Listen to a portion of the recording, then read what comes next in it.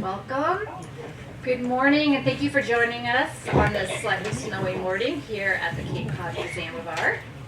My name is Erica Strezpeck. I'm the Education and Program Manager.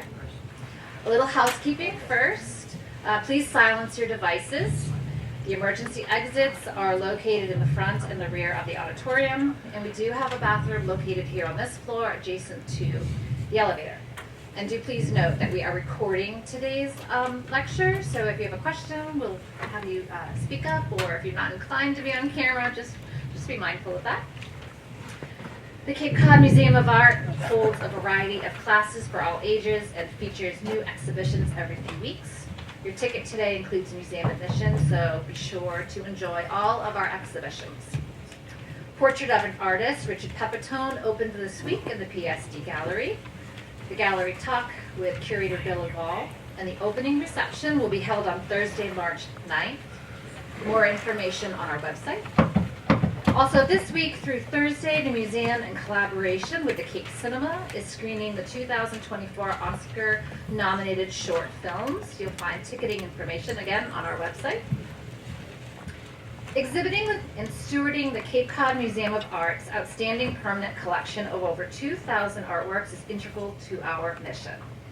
We are committed to the cultural enrichment of our community today and tomorrow, and telling the story of Cape Cod through the lens of visual art. The Familial exhibition is the result of ongoing research. Our recently released online catalog of the permanent collection allows for internal, worldwide accessibility and detailed information on works of art in the collection with corresponding images. The completion of this major initiative removes the boundaries in access due to geographic, social, or economic circumstances. An intimate show about the familial relationships of regional artists at the Cape Cod Museum of Art Permanent Collection. We are excited for a few of the exhibiting artists to join us today for this lecture. Provincetown-based Laura Shabott makes paintings, drawings, and collages that respond to nature with the boldness, strength, and originality. She is a graduate of the School of the Museum of Fine Arts in Boston at Tufts, a returning resident at the Fine Arts Work Center, and a recipient of the Building Capacity Grants from the Arts Foundation of Cape Cod. In addition to her studio practice, Shabott is passionate about teaching at the Cape Cod Museum of Art and sharing Cape Cod's artistic legacy through lectures. She is represented by Berta Walker Gallery in Provincetown. Please join me in welcoming Laura Shabott.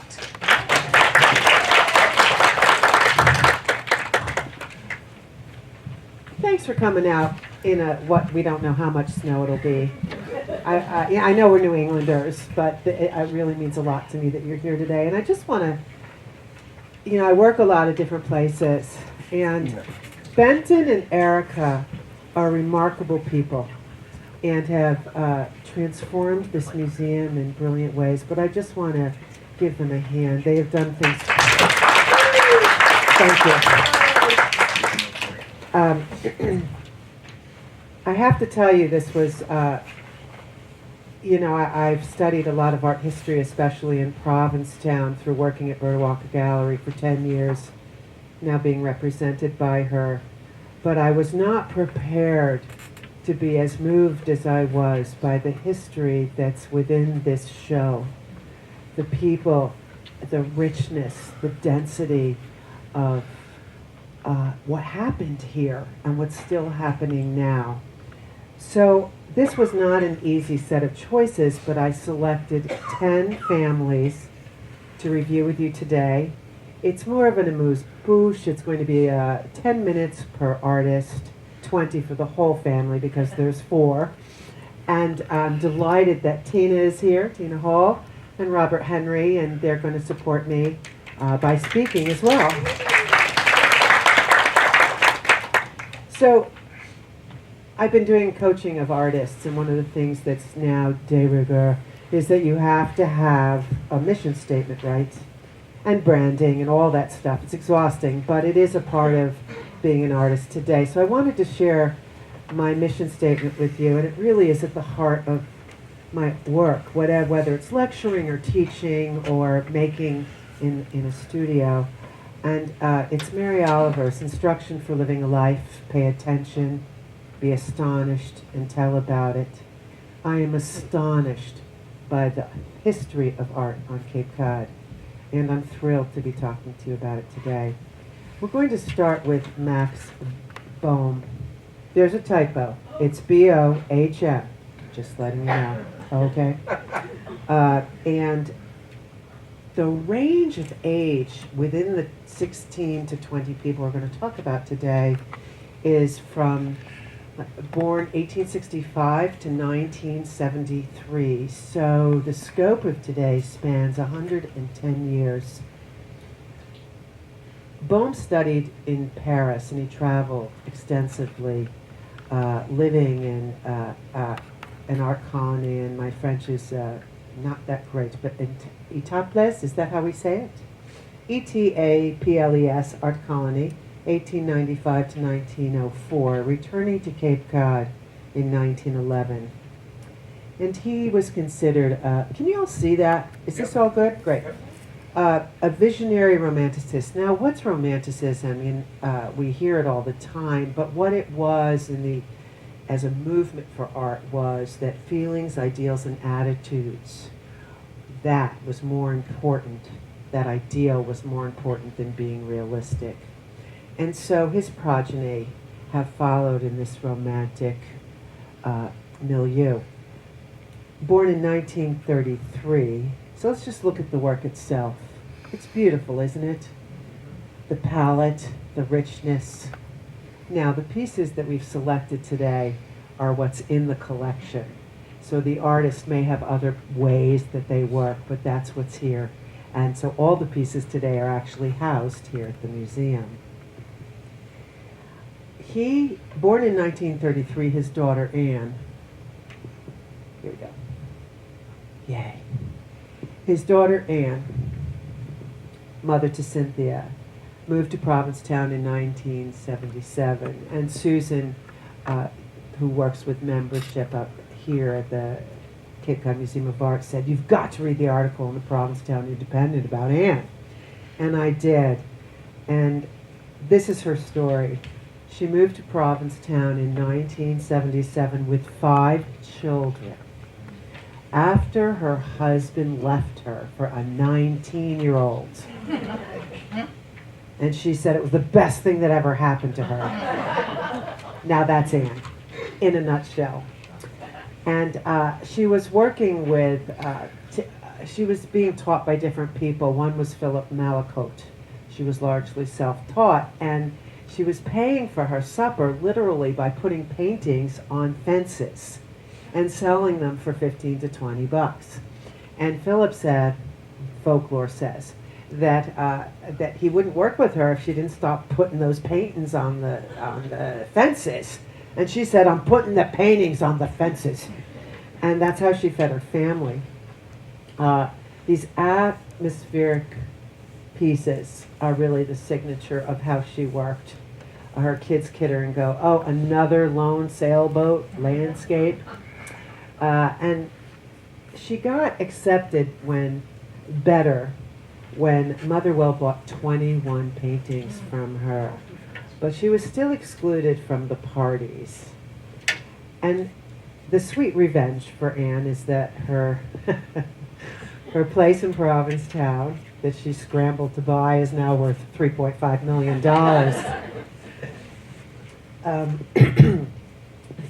Her daughter, Cynthia, excuse me, is the granddaughter of Max, the daughter of Anne. This is called Nude in the Interior, and it's very indicative of Cynthia's work.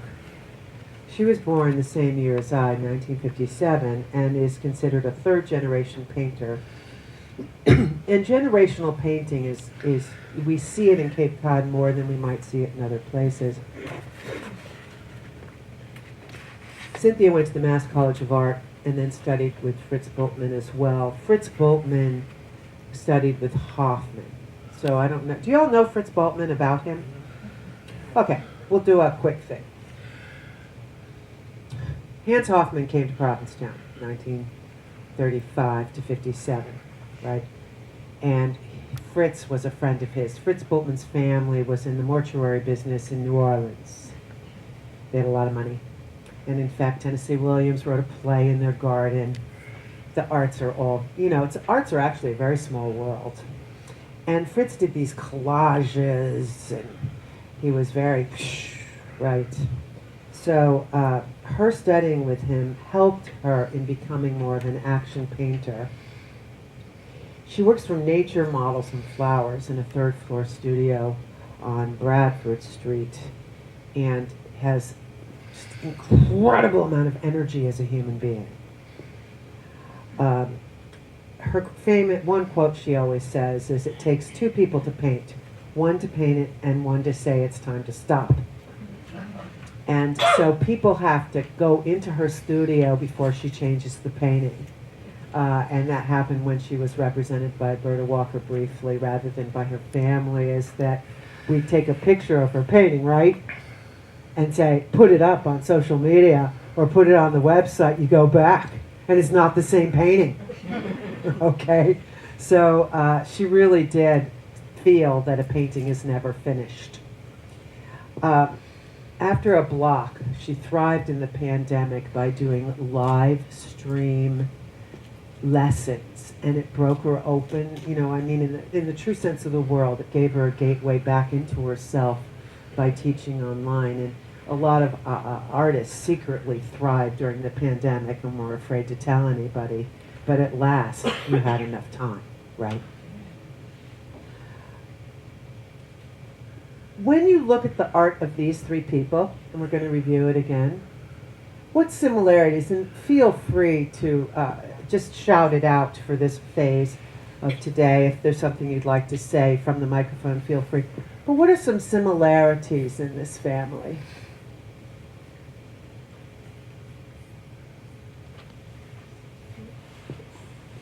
In a sense, they're all romantic.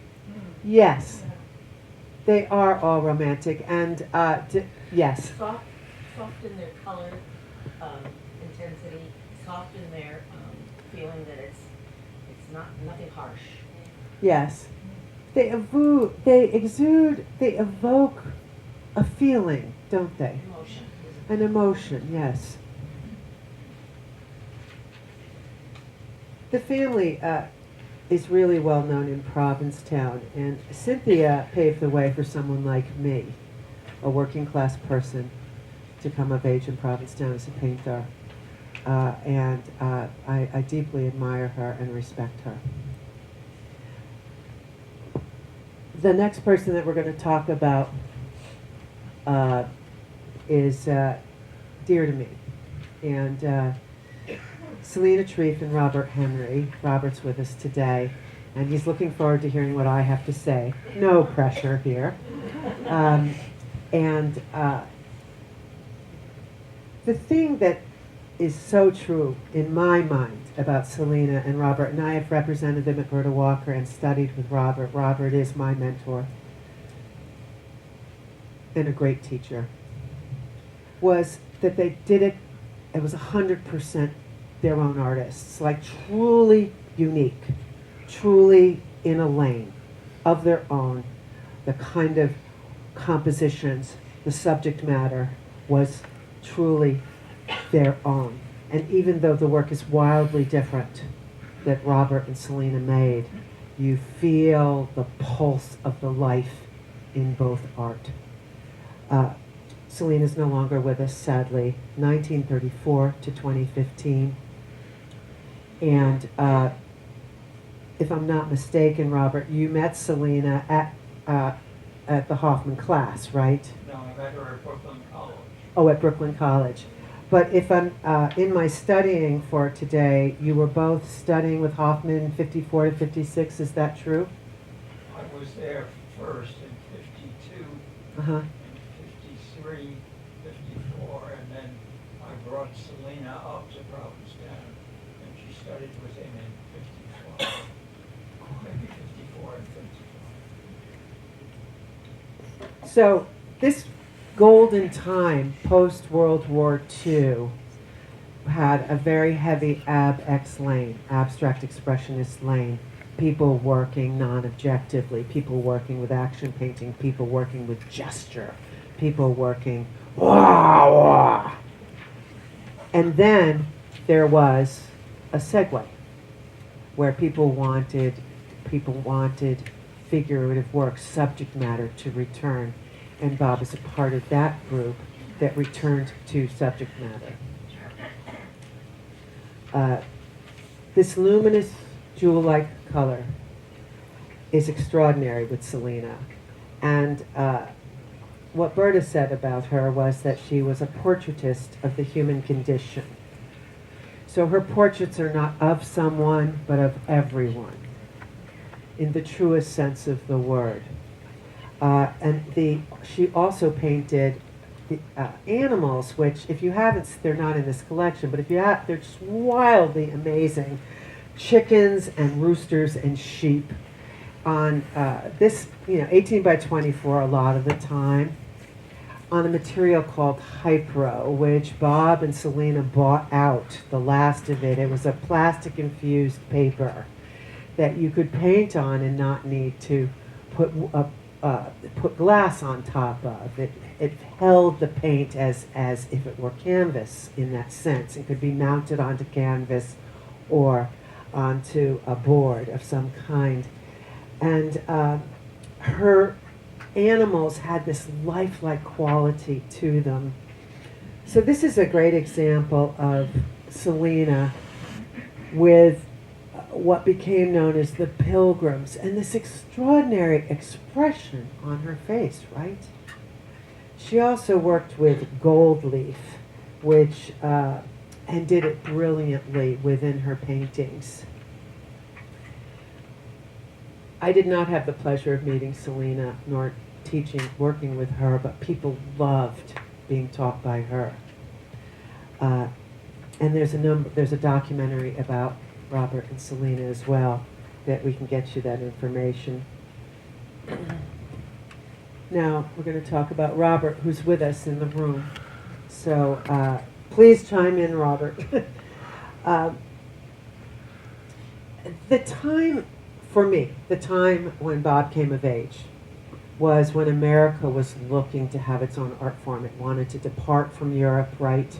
Or it wanted to have its own identity. Jackson Pollock became a poster child for the abstract expressionist movement, but it was also a time when men who had been at war got a GI Bill and were able to start painting and paint, right? And Hoffman, who also was displaced by war, taught in New York and in Provincetown in the old Hawthorne barn. And the people that studied with him from finding out in books were men with a GI Bill and women of enough means to come to Provincetown in that time in the late 30s till the mid 50s, when it was still somewhat affordable to come. Robert has followed his own path and was drawn to subject matter, but his visual art is full of dichotomy, meaning, and as well as Selena's, but serious and playful at the same time, from nature and from the imagination at the same time, expert draftsmanship with experimental materials. And these come together through him. And Robert never wanted to be, you never wanted to be tied to a style. We all know that certain artists get into a style, right, and they stay in the lane. A very obvious example, not here on Cape Cod, is Joseph Albers. He did 1,000 squares, okay? Now that's a lane.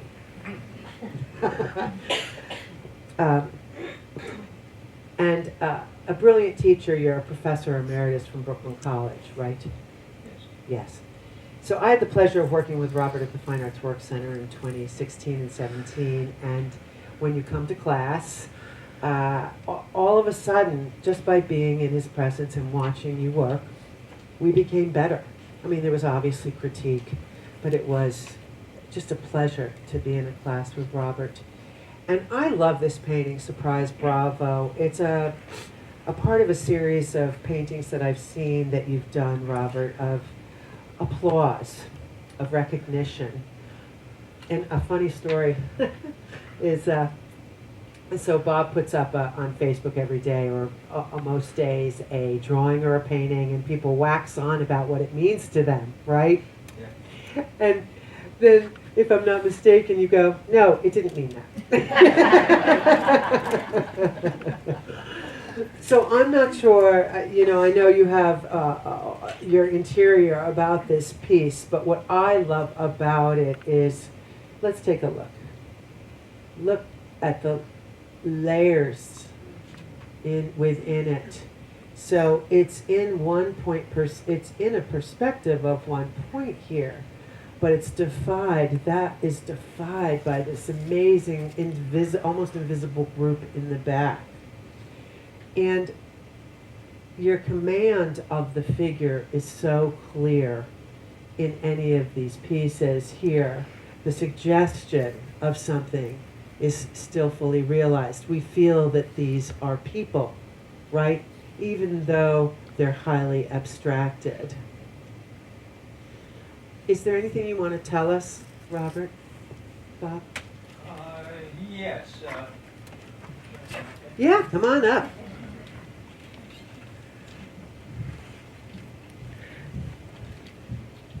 And the mic is yours.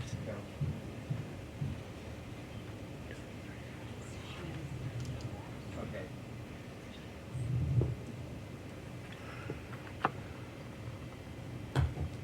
There it is. Okay, so the story of this painting is I was watching television and there was a special about Pavarotti, and at the end of his singing, he got this reception of all this applause, and I was thinking, I want that. So I did a series of paintings that I called Bravo, and I did maybe 30, 40 drawings of different ways of looking at the subject. But you mentioned the perspective. One of the things that I've gone through in my painting life is what to do about perspective. Hoffman's teaching was to deny perspective. And the way I interpreted that is that perspective implies certainty. That when you, as an artist, when a painting is successful from the point of view of perspective, every part of the painting is placed securely in a certain space.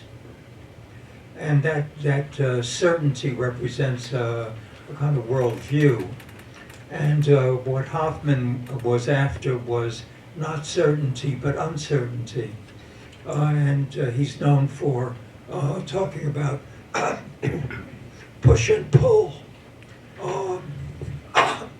So we were taught to make the space ambiguous rather than certain. But I find that Would you like some? it doesn't help.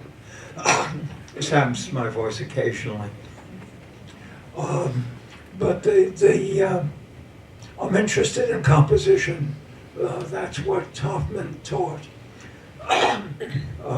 In working on a painting, the process of painting is composing. And the way you put things together is more important than what's being put together. However, here, the idea of the painting is to be focused on the recipient of the praise, namely me. And so it's necessary to use a kind of perspective because it's about focus rather than the lack of focus. However, one of the things I've been interested in by painting is the concept of focus. And I did a whole series of paintings where I tried to paint things both in and out of focus at the same time. I spent some months or years looking at the world and paying attention not to what I saw in the center of my vision, but what I saw peripherally. And I attempted to do that in painting, which was kind of a crazy idea. And one of the best things for a painter is a crazy idea. Painting for me is like poetry. It should not be explicable. It should not be translatable. It can be appreciated, but each work of art changes with the viewer. And so I'm firmly committed to the idea that nothing is stationary. So in this painting, there's a combination of the one-point perspective to focus on the central figure, but the figures on the side are painted in this in and out of focus manner at the same time. So I spent a lot of time drawing from the figure, but most of my work for the last 40, 50 years has been in, I could use the word invented, but it's not really invented, because it comes from the experience of looking at figures and drawing and painting figures, so that there's an interplay between vision and application or manner or ideology. When I look at this painting, there are two things that I'm attracted to. Of course, not having seen it many times over the years, every time I see it, I see something different. And when I spoke at the opening of the show, I talked about the figures behind the scrim and how they attracted me. But looking at it now, it's those two blue stripes on the ground that I really like, because working from my head and from the concept of composition, the color that happens is really important, and the color that I use is for two reasons. One, compositionally to enliven the painting, and two, I don't remember what the second one was.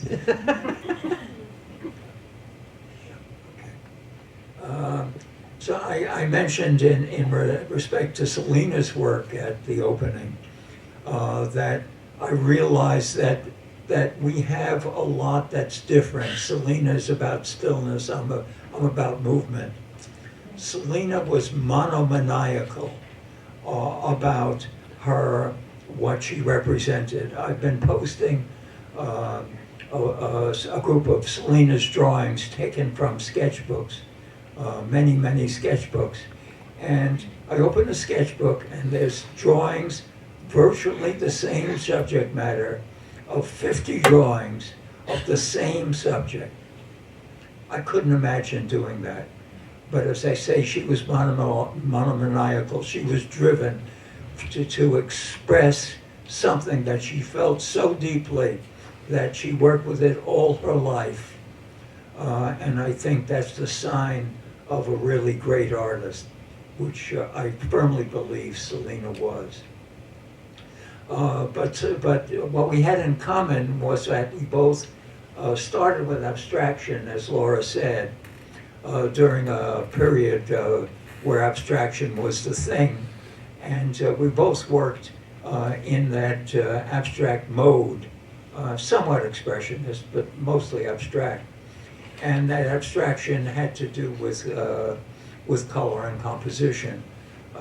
And then we both became figurative, although I still go back and forth between figuration and abstraction, because as Laura said, I don't want to be pinned down. But what makes us different than most artists around is we don't work from observation. Most artists that I see on the Cape are working from observation. And we work figuratively, but from an abstract point of view, with an abstract methodology. So Celine, this painting of Selena's as an abstraction is just wonderful. The shapes in it, the clarity of it, the color interaction is all, from the artist's point of view, really powerful and really potent. And then from the viewer's point of view, some people appreciate that, many people don't ever see it. But she also has the expression, the engagement. In Selena's paintings, no matter how abstract they are, you can always feel that the painting is, the figure in the painting is alive, and we can feel what the figure is feeling. So there's that direct communication of expression and feeling in Selena's work, and that makes her special beyond what I said. I think that's enough. Thank you. Yay. Thank you, Bob. Part of the great thing about today is that oftentimes when I'm doing a lecture, nobody's alive. So it is truly nice to be doing a lecture about the living history. People that can speak about for themselves, as well as for me to be able to interpret what I think is happening.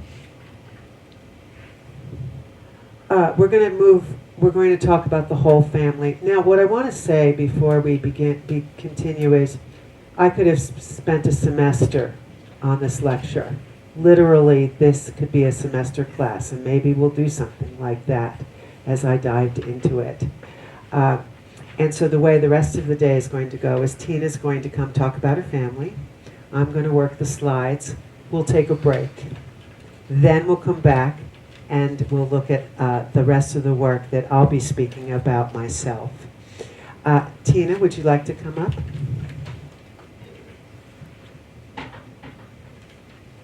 Thank you. And when you want the slide, Just leave it there. Hi, when you want the slide moved, you just say next. okay. Okay. You want to move into, are you comfortable? I'm Tina Hall, and I'm a potter and a sculptor. I work at Scargo Pottery, which was started by my father in 1952. We were living in Portland, Oregon on a commune, and then decided to come back to the Cape where my mother's parents lived for more comfort. And that's where Harry started his business, Harry Hall, potter and sculptor also, and painter. My grandfather is Arnold Geisbuehler, and this is one of his sculptures, and I think this one is, oh yeah, the family. He had more people in his family. He had 2 daughters, but this looks like maybe when my mother might have been born, the father, the mother, and 1 child. And he grew up in Switzerland, in the French part of Switzerland, and he was very good friends with Alberto Giacometti. They were both best man in each other's weddings. He was also friends with Mayol and studied in Paris. He met my grandmother there, who was a model for Bourdelle, who was a student of Rodin. And they had a studio in Paris at one point. They had a studio in New York, and they also came to Cape Cod and lived in Provincetown when my mother was around 5. She was born in Switzerland and came to the United States when she was around 5. Over the years, they traveled back and forth between Paris and the Cape. And then later they just went back and forth between New York and the Cape, and apparently gave up the Paris studio. But they had such an amazing group of friends who are all artists, and so many of them were from the Cape. Howard Gibbs, Peggy Gibbs. Let's see if I can remember them. But so many of the artists, Edwin Dickinson, that you see their work here at the museum. They have quite a fabulous collection of those artists' work here, and they all got along and just did their thing. My grandfather was a very shy man, and he ended up working at his studio in Dennis a lot, and he went from doing very precise portraits of people that he measured every single detail of their faces, and he did these very accurate, amazing portraits. He has tons of them that were cast in bronze, and right now we only have the plasters of many of those left, but they're really incredible.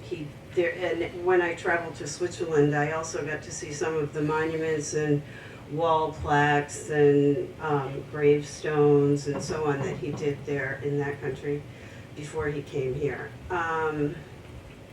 He taught at Wellesley College, and when he was on his way home from school, after teaching many times, he would tell us that he was staring at the windows and getting involved in the patterns of the rain and the snow made on the windows of the bus as he was traveling back to the Cape.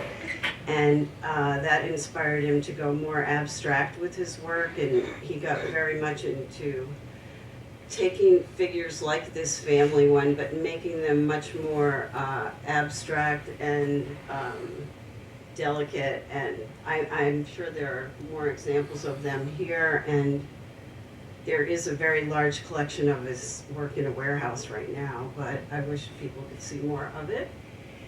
And then I'll go to Harry Hall, who met my mother at Black Mountain College and was drawn here to the Cape and started the pottery shop. And he was incredible. He studied with Soji Hamada in Worcester in 1952. He was a national treasure potter, and he switched from being a Western potter, which is a style of throwing where you throw one piece of pottery at a time, to throwing like Soji Hamada did the Eastern style. And so that was life-changing for him. And Tina, what is the Eastern style? the Eastern style is when you throw off of a hump of clay, you wedge the clay and you have one piece, and you can throw consecutive pieces off of one large piece of clay. And he got to be, so he could make a set of something, and each piece would be very similar because he would repeat the motions. He would talk about throwing as being, you know, it's sort of a state of mind where you're one with the clay and you're one with your work, and you just get into sort of a trance and a rhythm in what you're doing. He also did many sculptures. He was a very ambitious person. He grew up in the Bronx, but he ventured out and ended up being apprenticed to Jose de Craft, who was an artist whose collection is in the Museum of Modern Art, and he was one of the first people to do found art sculpture. He used a bicycle seat with handlebars that looked like a goat. I think I did see that piece in person because I went to visit him on Harry's suggestion, and I got to see his studio, and he just happened to be repairing that piece at the time. That was pretty fun to visit him. He also worked for the Tiffany Foundation. He went to the High School of Music and Art, and then he met my mother at Black Mountain College, which was a really cool place where many very well-known artists came from there, and it was very influential on Harry as well. He got into sculpture through that. And so my sister Sarah, and actually Kim and Mary and myself all worked at the pottery shop with Harry at one point. And now it's just my sister Kim, Meaden Parker, and myself who are there. But when Sarah was there, she did many wall tiles, worked in clay doing sculpture, and also Harry always recommended that we take drawing classes and paint, because that can only help your eye and help you with everything that you do and how you see things three-dimensionally and, you know, two-dimensionally. And so anyway, Sarah studied with Cynthia Packard in Provincetown, and eventually she started her own business. She's in Dennis now, and she's having a show here coming up in August and running through till October. We'll have those dates a for retrospective. after yeah. the break. We're going to have a break after you're done, Tina, and we'll have those dates ready. Yeah. So we just grew up with the influence. I remember my grandfather even invited me into his studio, and of course we were always surrounded by nude sculptures, nude paintings, nudes, everything.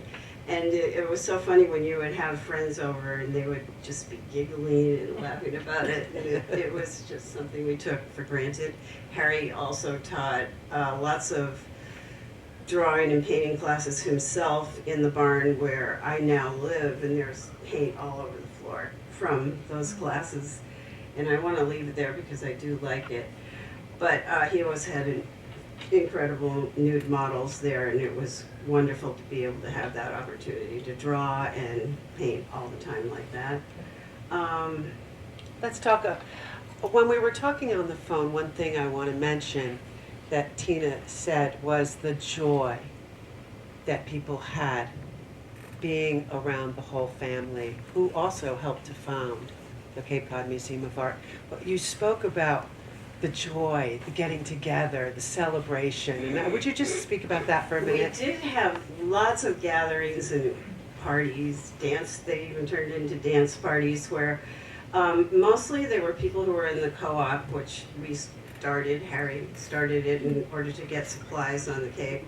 And they were potters, sculptors, painters, artists who all joined, and everybody contributed something always, and brought dishes that were incredible in their own pottery that they made to these gatherings that we would have. And we would have a brief meeting, and then we would all, get together and eat, examine each other's work, and so on. And it was just a wonderful time. It happened all over the Cape too, because we would go to individual people's studios and have these parties, and it was definitely a fun time. Our openings at the pottery shops were always fun as well too. We'd have a great spread of food and drink, and lots of people would attend them, and we would have themes.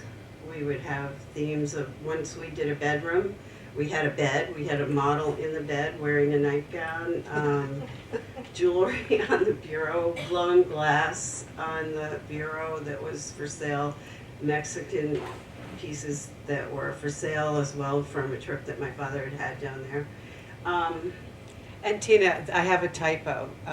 It's not an oil on canvas, clearly. Can you tell me what this is?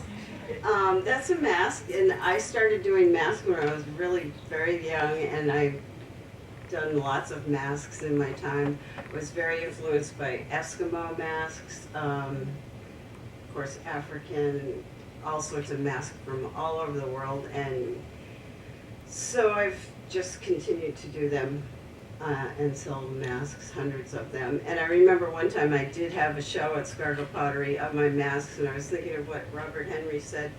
It wasn't that well attended, and I'm not even sure if I even sold something the day of the mask, but my grandmother showed up, and she was an artist herself. She was an expert on Rodin, and she modeled for Bondale, who was Rodin's student. Anyway, so she did lots of sculpture herself, and she came in and she saw my work, and she said, "Bravo, Tina, bravo," and I have to say that made the show for me. It was all worthwhile, just hearing that from someone like her. So, what is the material that this that's is? clay, stoneware clay. A lot of my masks, Harry suggested I do it this way. I make forms for them with a suggestion of a nose and a mouth and hair and so on. And this was supposed to be my niece because I was just enamored with her face, and I wanted to and she was very young, and I think she looked at it and she thought, that's me. Anyway, it was just a stylized piece that I came up with. But I would drape the big slabs over these forms that I made, and I still do it that way, and then sculpt them. And I could take a form and make many masks out of one form by just altering the nose, the ears, the eyes, and just discovering other faces in there and going with that. Thank What's the you. size of that? Pardon me? How big is that? I still do. How big is it? Oh, About. it's about this big. Thank you. What was the form? I don't understand the forms. The What do forms they were make? made out of clay. They were just bisque fired, and they were still porous. So when I would drape clay over them, it would absorb it, and it would hold the clay up, so that as I sculpt the nose or the chin or the mouth or add hair, it was hollow underneath, so that you could lift them up and hang them on the wall. I would put the holders on the backside, and so you could hang them. And they didn't weigh a lot, because they were, maybe this thick instead of being a solid piece that I had to later carve out. Thank you. Thank you, Tina. Okay, thank you.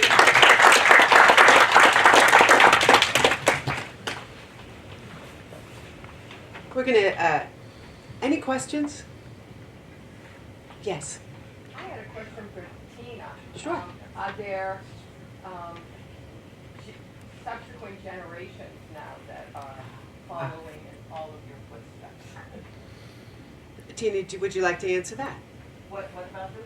Are there subsequent generations, Well, your I children would like and to your think so, yes. My sister Kim's daughter is teaching pottery in school. And, but I'm finding that although all of the kids are very artistic, there's more like a musical direction or a direction towards jewelry or not necessarily pottery so far.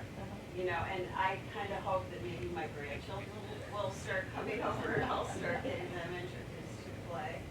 But, it might be another whole family that comes in and we teach, because we've had so many interns and apprentices over the years, and I just love when anyone's inspired by it, we can help them along.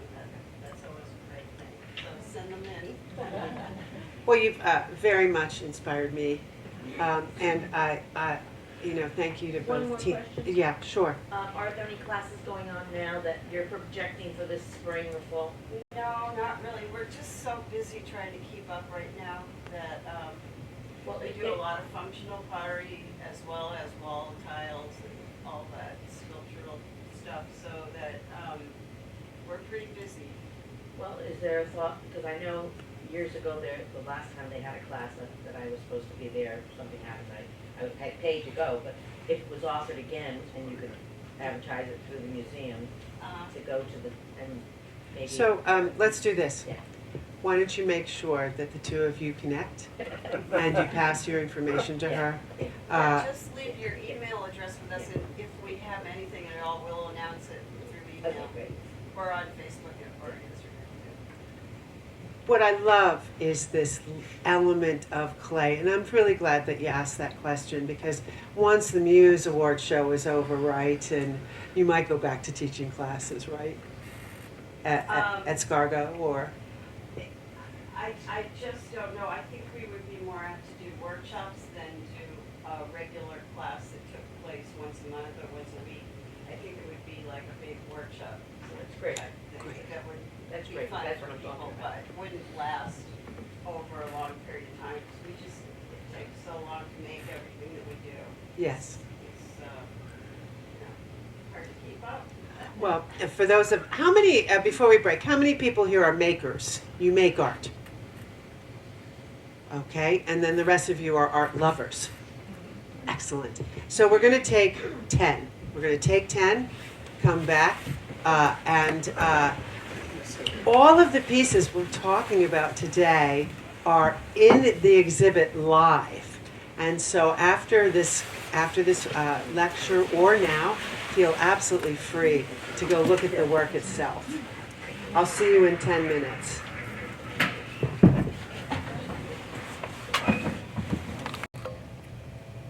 Welcome back. I want to thank Berta Walker, who isn't here today, but she's very much here in the Familial show.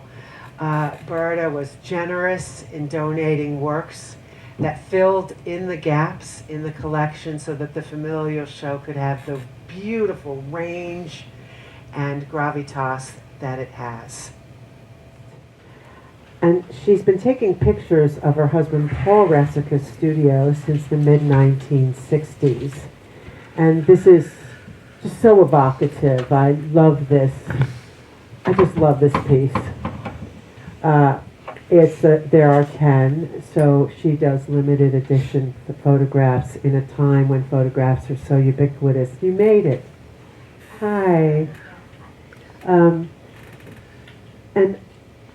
if you've ever seen any of Paul's nudes, they have the feeling of this photograph. So she's captured the mood perfectly.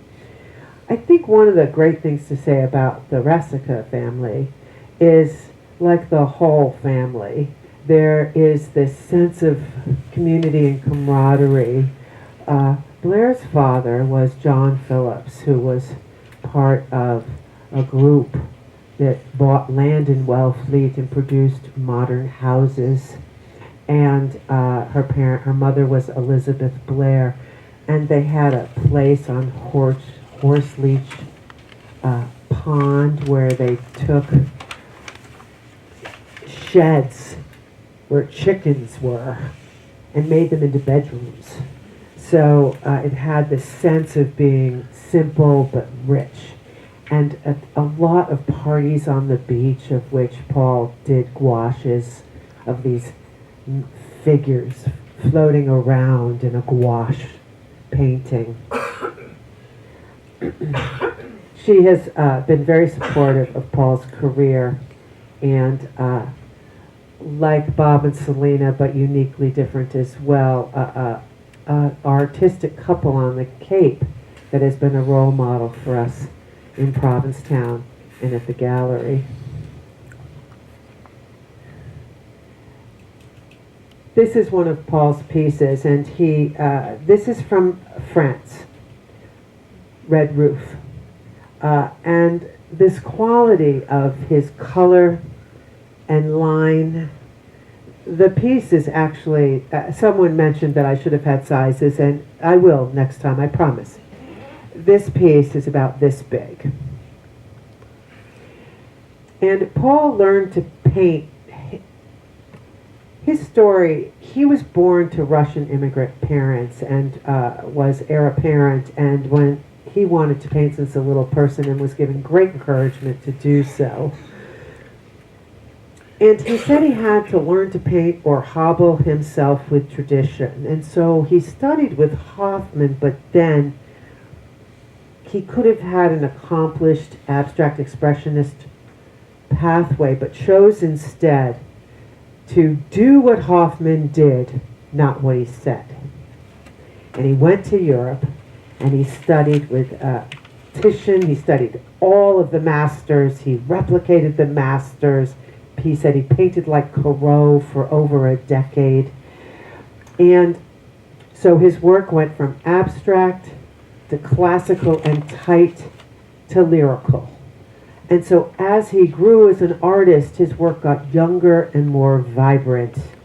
And so this color creating light that was grounded in the theories of Hoffman became more and more merged over the decades with Paul. And so he has the confidence of traditional painting and can break rules because he studied so intensively in Europe. Again, bucking the Ab-X tradition that had grown in the late 40s to the pop art time in the early 60s. And you'll see a lot of artists on Cape Cod were tradition breakers or rule breakers and didn't necessarily follow the pack.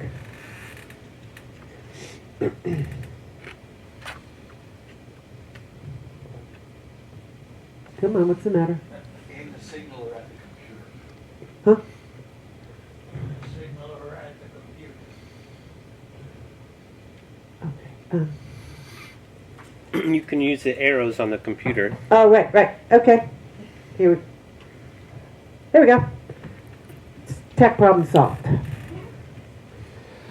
Now we're going to talk about Jack or John Coughlin. And he was born in 1932, and painted literary figures and musicians. He graduated from RISD and went to the Art Student League. And he leaned toward traditional European classical printmaking. So when we look at this, it can evoke somewhat German expressionism, right? And he was a master of printmaking, and he taught it at UMass Amherst.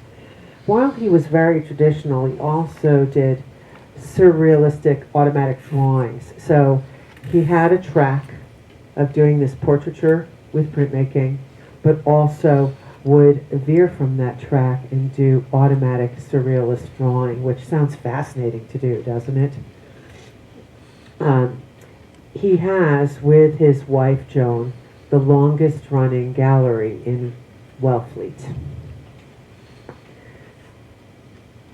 John would have been with us today, also known as Jack, but he is now housebound, and he sends his regards to you. Ah, it's working again. Joan Hopkins Coughlin was born in 1936, and she was born in Jamaica to American parents, and we can see that, right? Also RISD graduate, UMass Amherst. She's been turning her childhood memories into paintings since the 1980s, and working in this wild, saturated color for a very long time. And the memory of Jamaica has sustained her in her visual life, and I'm sure in her emotional life. And they've run this gallery together for 50 years. So we've seen that a couple of families have galleries, right? Not just make the art. And in fact, Bob has a gallery out of his home as well on Commercial Street in Wellfleet, if you haven't been, BHA. And that's a natural thing to do. You make the art and then you house the art and show the art as well. It requires a number of skills, right? The imagination, the creativity, and then the business. But as artists, we do what you have to do. So this is a beautiful piece of art in terms of its color.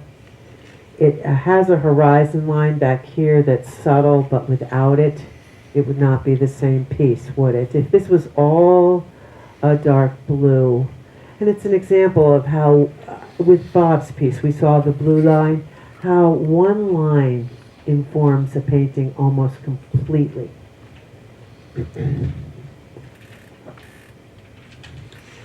The Kaufmans. Now we're going to talk about the Kaufman-Bloom family.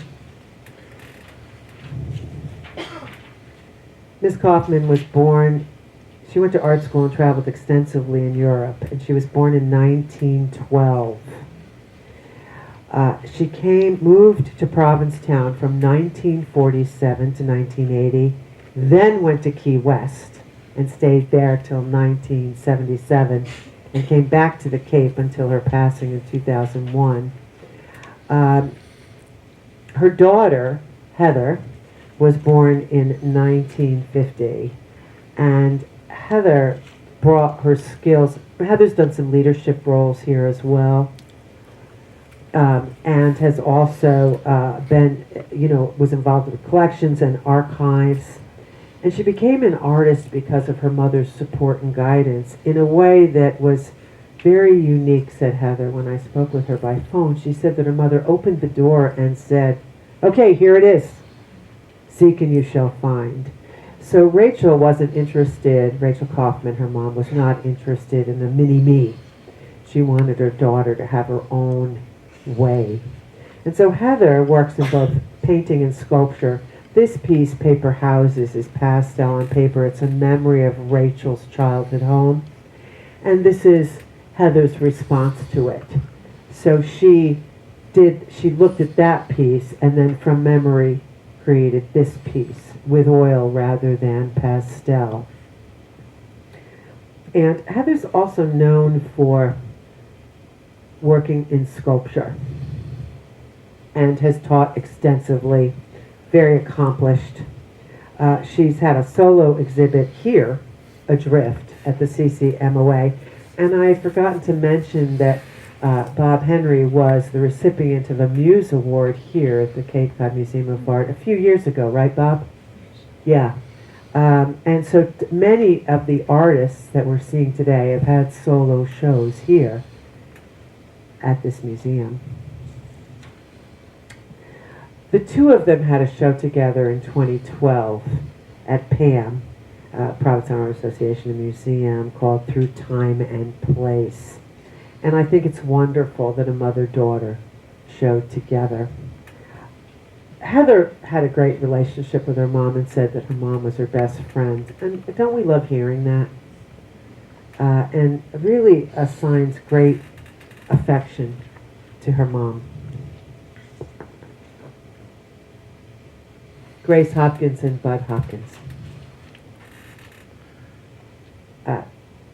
I never met Bud, but I feel like I have through Grace. And we're going to start with Grace's piece, even though she was but you know what? We're going to start with Bud, and we'll come back. That's what we're going to do. So Bud Hopkins this informed his whole life. He contracted polio at the age of 2. Can you imagine? And so during his long recovery, he got into watercolors and collage, and there he stayed for the rest of his life. He went and met Robert Motherwell in Oberlin, and his world was opened up by meeting Robert Motherwell. And then he came to New York after that, and he saw the whole, in the writing that I read about him, it said that he saw his future in like a couple of things that Robert Motherwell has said. And I've had that experience with Bob. They say something, don't realize that it's changed your whole life. That's what a teacher is. And he had his first solo show in 1955 in New York, Bud Hopkins did. And when he became a Guggenheim Fellow in 1976, he built a modern concrete house in Wellfleet that was designed by a renowned architect named Charles Zender. And if you drive around Wellfleet and get lost enough, you're going to see Cape House, Cape House, Cape House, modern concrete house. Oh my God, how did that happen? That's how it happened. Charlie Zender's in there. So Bud and Charlie were good friends from folklore that I know, and there were many famous parties at this concrete house, I've been told. Bud's collages and this is a collage on paper. Oftentimes they were studies, but they could also be standalone pieces, and you'll see that in the collages of Bud. This one upstairs, I was expecting to see it to be this big, right? It's this big. And he has this skill of creating monumentality in whatever he is working on. You can see this kind of symbolism and iconography in some of his much larger pieces called The Guardians. And one of the qualities that Bud has, or had, was that he could combine hard edge abstraction with action painting, gestural marks. Very rare to be able to do that. Bud had a show at the PAM in around 2014-15, and was married. His second wife was April Kingsley, a curator and arts writer, curator and museum employee in New York, and a very good arts writer. April's writing, when you read it, you're like, oh! You know, she really wrote about abstract expressionism in a great way. And she has this great quote about Bob Henry where she was interested in Henry watching. What is Henry up to? What is Bob Henry up to today? And I just love that. Grace is the daughter of Bud and April, the only child that they had. She was born in 1973 and is the youngest artist that we're speaking about today at 51. She lived between New York and Provincetown during her childhood and is a champion, an absolute champion for her parents' legacies, tireless in making sure that Bud is remembered and that his work is seen. There's been a recent show in New York And she's also the director of Berta Walker Gallery and has this amazing ability to use both sides of the brain all the time. Very organized person and just a huge champion for artists, including me, and I'm deeply grateful to her. Now let's move on. So there's this champion part of her life and this ability to direct. Now there's also her art. And her art is photographs. Susan Rand Brown, a writer, says that Grace has the soul and eyes of a painter, even though she's a photographer. And her works are unretouched photos. So I think that's important to let you know. What happens is she travels and captures the light, shape, and colors of her travels in these extreme close-up compositions. So this one's called Portugal 30, 2019. And Grace has recently, rather than just using canvas, has been putting work on aluminum as well. Grace is going to be doing a lecture here in the near future on Long Point Gallery, which is in the gallery. Long Point is in and of itself a whole story to be told. And it was a cooperative in Provincetown that was very successful in its time.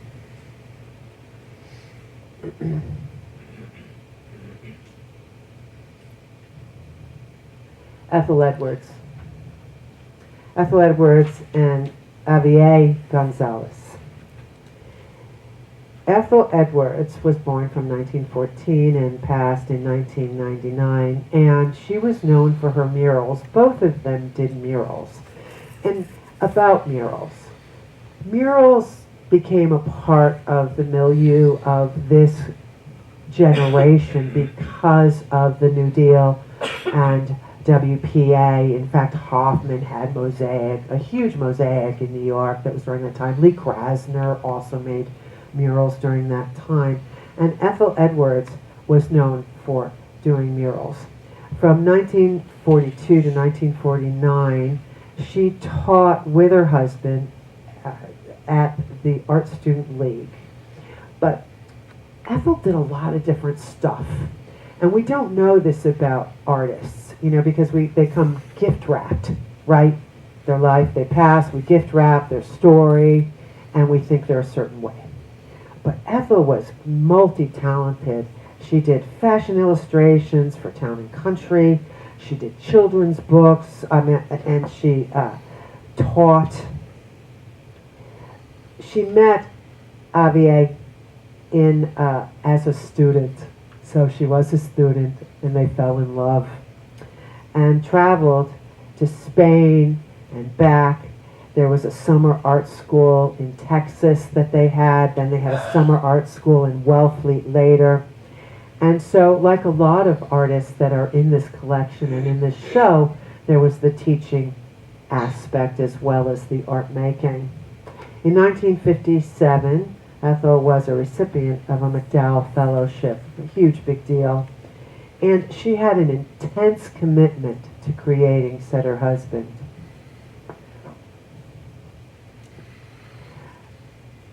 Isn't this a moody, wild painting? Javier Gonzalez was 1898 to 1993, born in Almeria, Spain.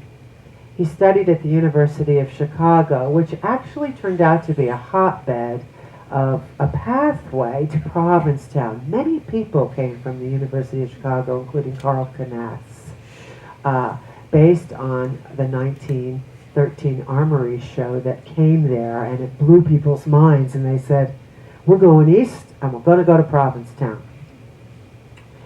So he studied at the University of Chicago, but also Paris, Mexico City, and in the Far East, becoming a U.S. citizen in 1931, and taught at Newcomb College in New Orleans, and he met Ethel Edwards, who was born in New Orleans, through that, and they married. He also did illustrations, children books, and murals. But I'd like to spend a little bit of time on this piece because it's very unique for the Cape, isn't it? His clearly his Spanish wah is in it. So let's look at the palette. Very moody, right? And we see the nautical the symbolism of nautical, but it's not what we would think of as a nautical piece of art, right? And so look at this. This box, whatever it represents, is as important to this piece as this actual anchor subject matter. And then we go back like this. But his ability to play with perspective, look at this, here to here, giant in scale, right? And then we go way back into the piece. The palette is clearly moody. And there is a kind of Goyesque, connection between them, isn't there? This quality, there's a Spanish quality that is unique, Iberian, a little bit of Moorish influence, the colors used, the brushwork.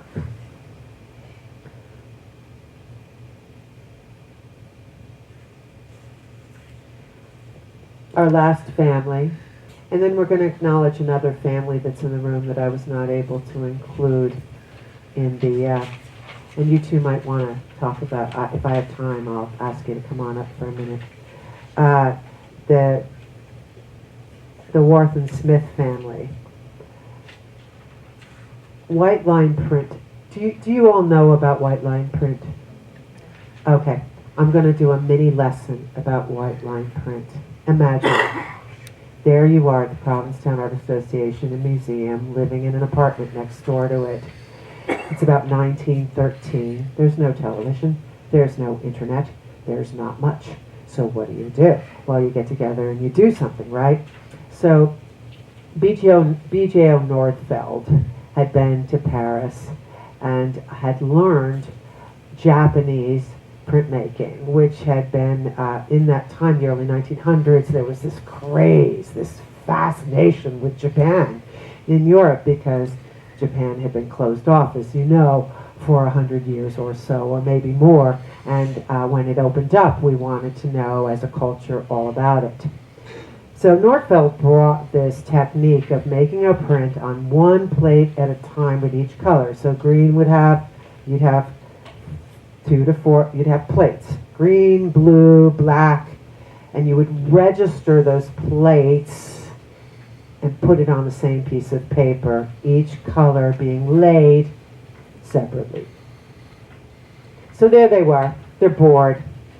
And BJO says, I don't want to make prints like this anymore. I really want to figure out how to make a print with one plate.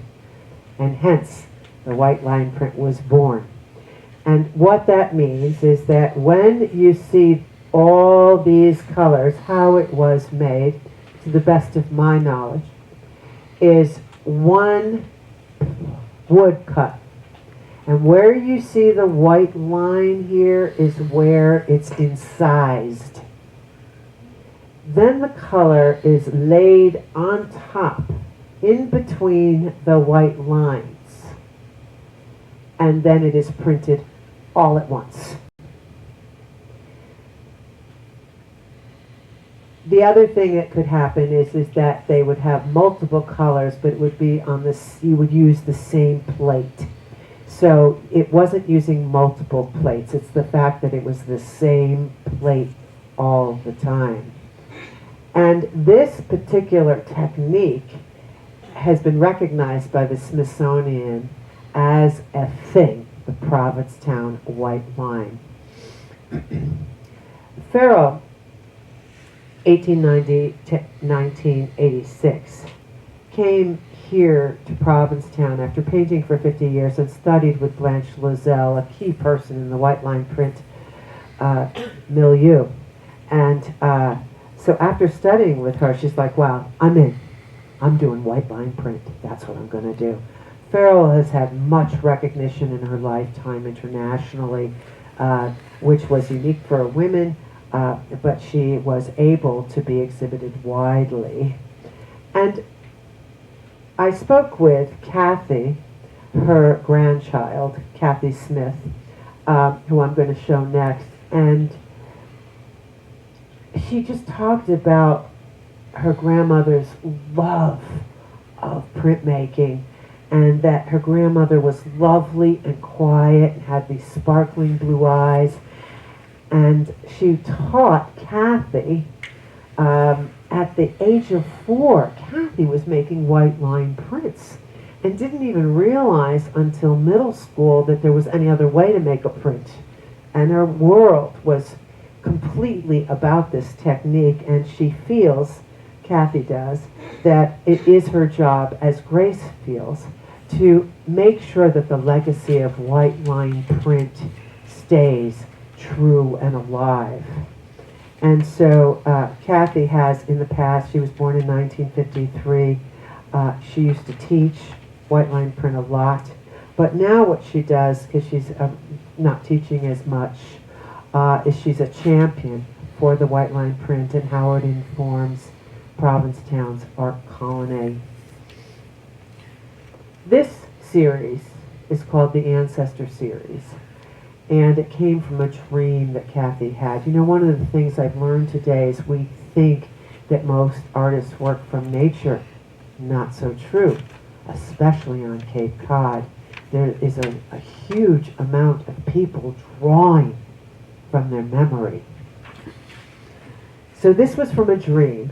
They're called the Ancestor Series. And in the dream, it was blacks and browns. But as her series evolved, color came in, and the color palette changed over the 3 years of exploration. And for a white line print, this is way out of the box, right? It's not square. It's got this strange amorphous shape. And the way that she uses white line is almost like drawing versus the hard-edged geometric that we're used to seeing in a white line print. So this lovely shape in here, she calls these the ancestors. And for her, the ancestors were not her own, but they were the collective unconscious of ancestry, our creative ancestors before us. And so she feels that this body of work that she created that's part of the museum collection was about the eons of humanity.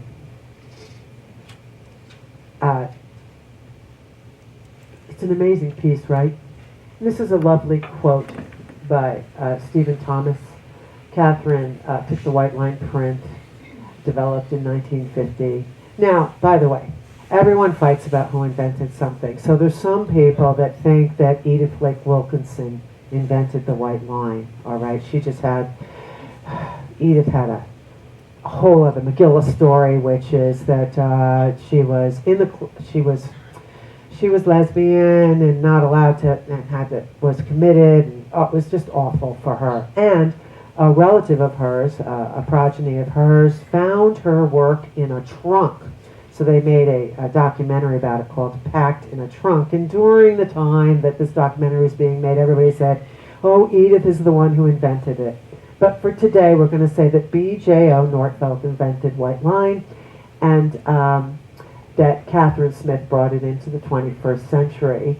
She is one of the best artists working in the medium today, and was taught by Farrell, her grandmother, who was learned from Blanche Lizelle.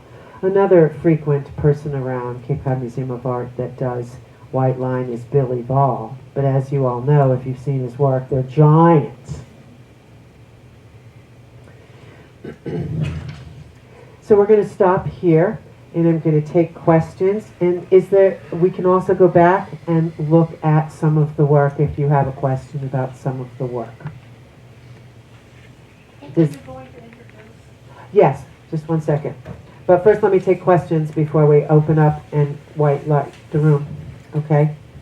Does anyone have any questions about this meaty presentation? Wasn't it great to have Tina and Bob here? Yeah. It was beautiful. Do you two want to come up? So I wasn't able to include everyone in this presentation today. And had I known that Herb and Lilia were going to be here, I would have made sure that they were in this presentation. So I'm going to give you the mic and let you talk about your work, okay? But yeah, watch those wires. Excellent. How are you doing, sweetheart? You want to? Yeah, thank you. Okay. There we go. So we're going to, this is Herb and Lilia. These are their pieces, which you can also see upstairs. And they just got included in this fabulous article, right? So I'm going to give you the floor. There you go. Yes, the article, you have it. I was happy. There are two, Would you like to speak into the mic, dear? yeah, sorry. Okay. Do you want a chair? There are, no, Okay. there are two dichotomies, I think, on the Cape in the arts. And it's divided down the middle from between left and right, or east and west, I should say. You have the down Capers, Provincetown, Wellfleet history. And then there's another whole history on the other side, the Buzzards Bay tradition, Falmouth, Ashby in that area. That's sort of what we represent. We're from North Falmouth. And the pictures that we donated are in the permanent collection here. This is a cranberry bog in springtime with snow, and this is mine, and this is Lilia's over here of New Mexico. We spent most of our time traveling between Cape Cod and New Mexico over the years. And so it's a pleasure to be here, and enjoyed the presentation very much. So just give us some, would you Yeah. tell us a little bit about your history? Did you go to art school? Did you? Yes, we met at Pratt University, Pratt Institute, way back in the 60s. I had just gotten out of the Vietnam War. I was a grunt over there, and my head was messed up. So I decided to go back to graduate school. I graduated originally from the University of New Mexico in Albuquerque way back in the 60s. And then I got drafted and went off to war, and then came back, joined the anti-war movement, went to Pratt, met Lilia, who was there, and then we started our artistic venture. We got jobs, very fortunate, we both got jobs in a community college teaching art in New Jersey, where we spent most of our career. And that was a very unique kind of situation, because the school was just starting, no one knew what to do or what kind of program we're going to, and they let us play and develop the whole curriculum. So we started, I think I taught everything from photography to graphic design to drawing, painting, you name it. And so did she. Well, you were mostly painting art history. And so as far as the piece in the shows for my piece, it's I was driving down the road in near Falmouth one day, and it was in the spring, and this beautiful marsh area, cranberry bog. And I went around the corner, I saw it out of the corner of my eye. It was had all red leftovers from the cranberry season and snow on the ground. And I went out there and did some sketches, and went home and made a painting. That's the one you see upstairs. And it's above it's hung very high as you enter. But you can see it good. It's a pretty good size painting. And one of you. Yeah, so as Herb was saying, we traveled in terms of our inspiration between near Santa Fe, up in the northern mountain areas, near Abiquiu. And so we painted out there, when we could, mostly summers, then we kept extending our our painting moments and limiting our teaching moments. So we would be going out there. I guess we went out there for 23 years or so. So a good deal of our art was very much founded in the Santa Fe area, and then Provincetown and the Cape. And those two areas really kind of meant so much to us as artists. We were very drawn to both, primarily because of the history and the spirit that they both represented. So we felt very, very fortunate to be able to have the opportunity to paint in both of those places. And the painting that's in the collection was done out of a series that I did back in the 80s, I think. Yeah. Although that particular painting might be in the 90s. But we were traveling out there, and we built an adobe compound, and crazy people killed ourselves flinging adobes. But anyway, we had a lot of fun. But we were a lot young. So we painted out there, and another thing, Herb painted au plein air. So he would bring these enormous canvases and weighted down with sandbags because it was windy out there. And he would paint these enormous paintings, and we would go back. We used to say it was like having an outdoor studio, because unlike the East Coast, northern New Mexico, you could literally schedule when you were going to paint. So we'd get up early in the dark, drive out to these spots, very quiet, could park anywhere. And we would start to paint around 10. Yeah, 10, and then the clouds would start to come up around 11, and then there'd be a humongous rainstorm, which we would run back to our van and hide. And so it was like having an outdoor studio, and I used to say it was like we were stealing the beauty of these places, because they are just where we were, which is the Abiquiu, was it called? Chalma River region. It was magnificent. And I had never been further west than like Pittsburgh, Ohio, that's rough. And on the East Coast, we were covered, with trees.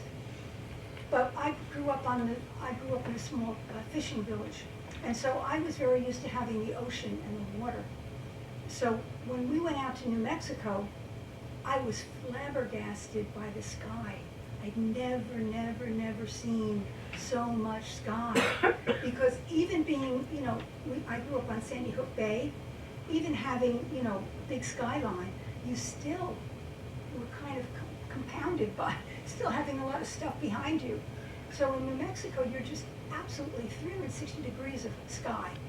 So what did I do? The first year that we went out there in '73, I did sketches in my notebook. And then I came home and painted. And then other years, I began to get more courageous, and I would do little studies.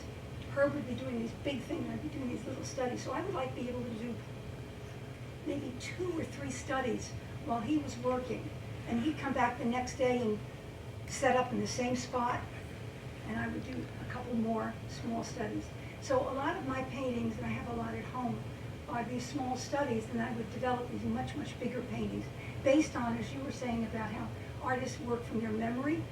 I had this spirit out there imbued in me, so I would come home and do these big paintings with a lot of thick paint in those things. So I did a series that eventually went to the New Jersey Museum as a one-person show called Landscapes of the Spirit. And so a lot of the paintings that I did, like that one, I think that was part of that series, but I'm not positive. But they're based on these small studies that I would then come home and do these big, kind of luscious, big. My paintings now, so we moved back east about 91. No, sorry, we moved out there in 91. We lived in New Mexico full-time about 7 years in the 90s.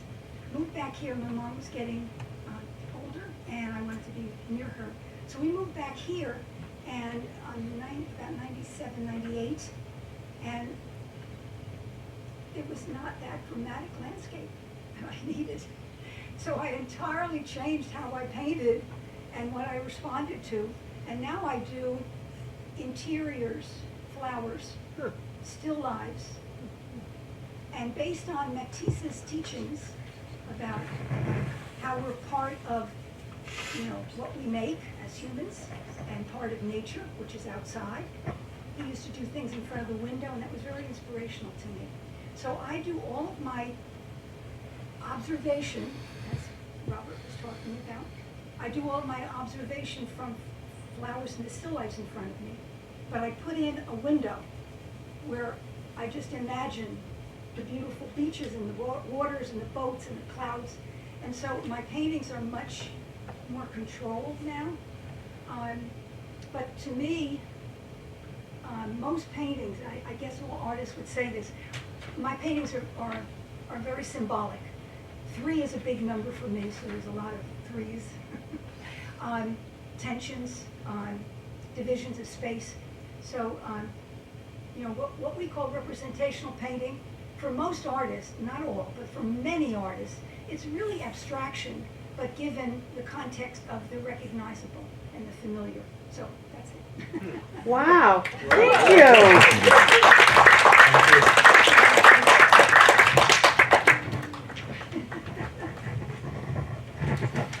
Thank you very much.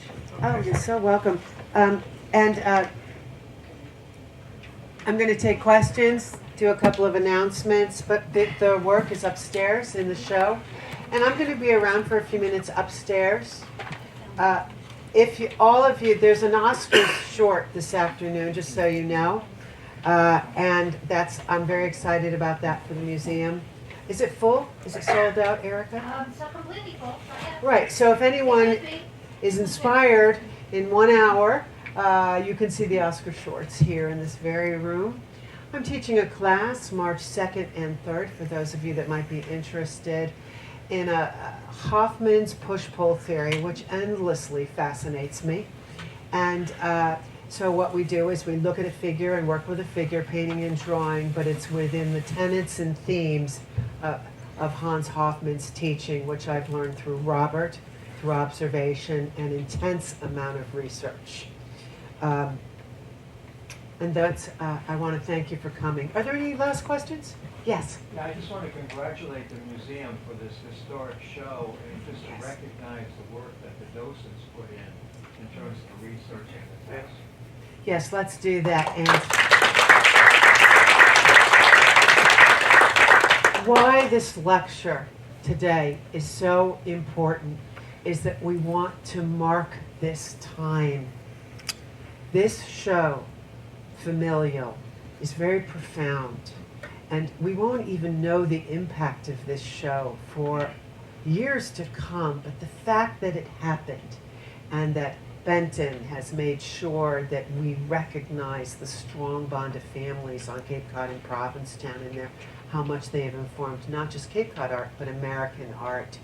I just think this has been a wonderful moment to spend time together here and celebrate our legacy. Thank you very much. Thank you.